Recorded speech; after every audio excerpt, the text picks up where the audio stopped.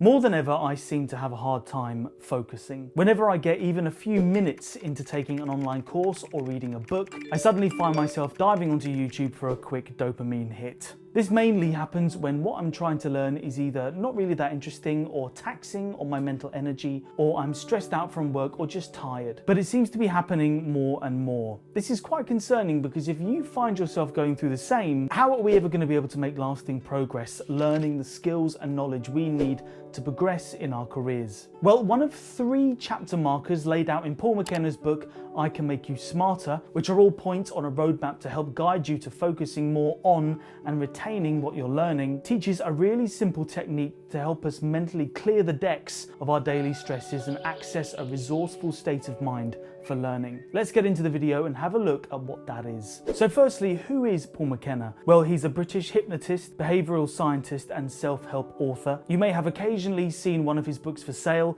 He's notable for works in hypnosis, particularly in the areas of quitting smoking, weight loss and confidence building as a few examples. I've regularly returned to a few of his books over the years, whether it's building confidence for a presentation at work or controlling stress. They're extremely helpful and they're all about utilising a combination of hypnosis, Neuro-Linguistic Programming techniques and practical insights to empower you on whatever it is you need help with. Essentially, just really visualize certain behaviors you want to exhibit or outcomes for different areas in your life. And doing this won't obviously affect these events and how they will unfold, but it influences how you react during them, if you really put the effort in, obviously. So say you have to give a presentation at work. Well, a Paul Mckenna style technique will ask you to vividly imagine a time in the past you felt really relaxed in a social setting and spoken confidently. And what's more, you can visualize all the people you'll be presenting to be really interested in what you're saying.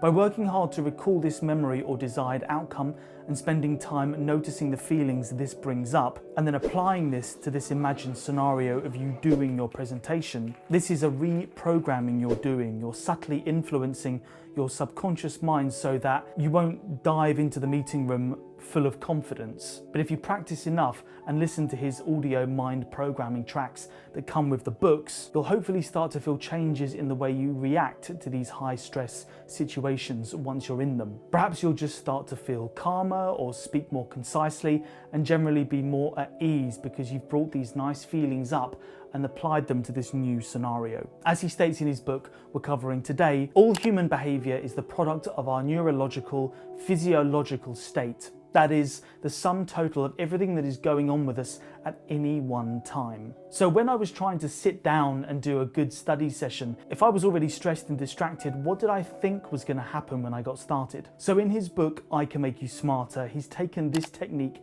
and applied it to learning. It's the first of 3 steps he says you need to learn anything, and that's access to a resourceful state. The technique starts with recalling something we find genuinely fascinating. This is subjective and it really could be anything, but it's key it's something that's really piqued your interest in the past. From experience, if you don't think carefully about something strong enough, you don't reap much benefit from his exercises, so you've got to really think of something specific. Once you have something, think about when you were engrossed in learning about it. Vividly imagine the environment, what you saw and read in the memory. Now, I love museums and I chose one of the best that I think I've ever been to, which is the Titanic Museum in Belfast. What's good about this memory is, as it's a museum, I have lots of vivid memories of each section of the museum. I was genuinely so focused on the information and the actual objects that were from the Titanic there on display, I'm able to easily recall my time there and bring back that sense of being really focused. At this point in the technique, you continue to build up your memory. If there were sounds, you make them louder and brighten up the colours in the memory so everything is really vivid. This hopefully also builds the feeling of fascination you had at the time too. Now, at this heightened point, we need to do what he calls anchor these feelings. So you're instructed to squeeze your thumb and index finger together. This creates an association between the memory you're recalling and the physical sensation of squeezing your thumb and index finger together. When you practice going back and forth between the memory and the physical sensation, when you need to raise your levels of focus, you'll be able to simply squeeze your thumb and index finger together and access this visceral reaction once again. So that's the technique. It's only one of the first stepping stones in the book to harnessing your mental capacity, but it introduced me to the notion of pre-study preparation. I suddenly couldn't believe the amount of times in the past I'd gone to start studying, having just finished work or during the weekend, and I just expected my brain to click into gear and absorb everything I was trying to learn, when really it just wanted to do something else it enjoyed. Of course, that was going to be the case. I didn't have any techniques in place to help prepare my mental state for learning. Now, there are well-known tips and tricks out there